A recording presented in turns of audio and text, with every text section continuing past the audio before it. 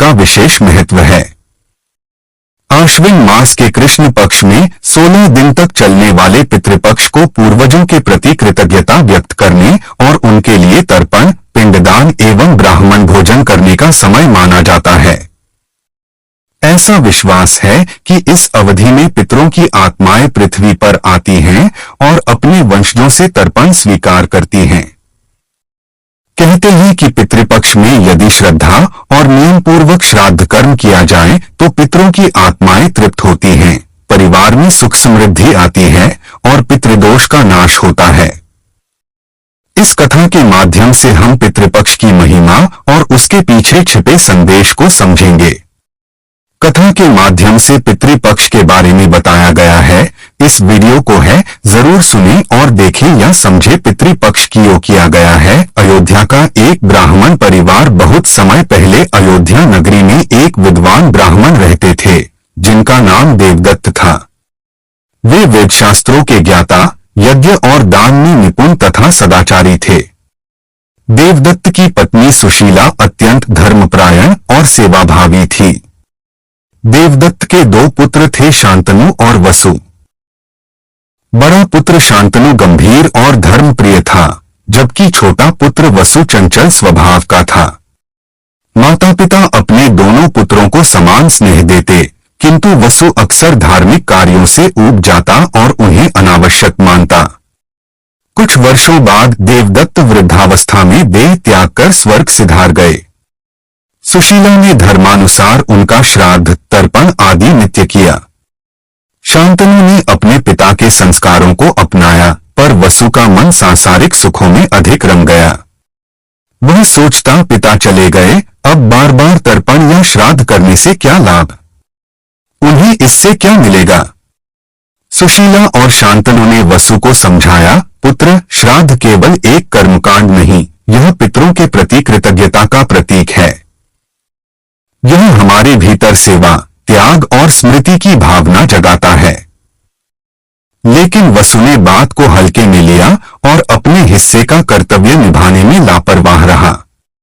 एक वर्ष पितृपक्ष के समय सुशीला ने स्वप्न में देखा कि देवदत्त जी उदास बैठे हैं।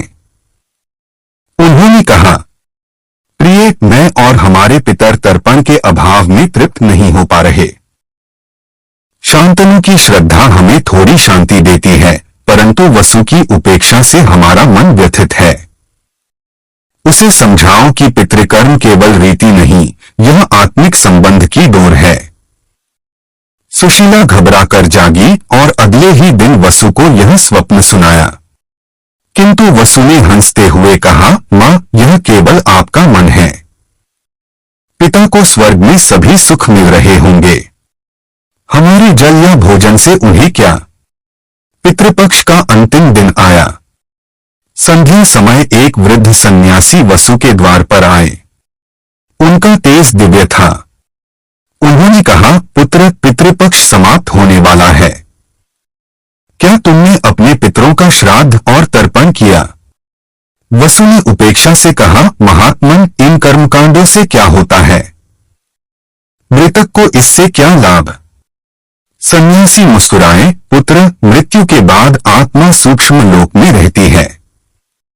वहां उसकी तृप्ति केवल भौतिक अन्न से नहीं, बल्कि तुम्हारी श्रद्धा और पुण्य से होती है। जब तुम पितरों को स्मरण कर तर्पण करते हो तो वह संकल्प और कृतज्ञता की शक्ति उनके सूक्ष्म शरीर तक पहुंचती है। यह विज्ञान का विषय नहीं, बल्कि आत्मिक सत्य है।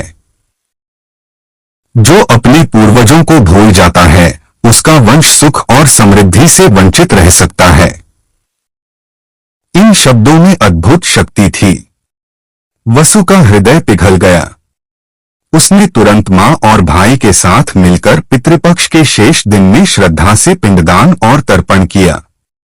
श्राद्ध समाप्त होते ही वसु ने स्वप्न में अपने पिता देवदत्त को देखा।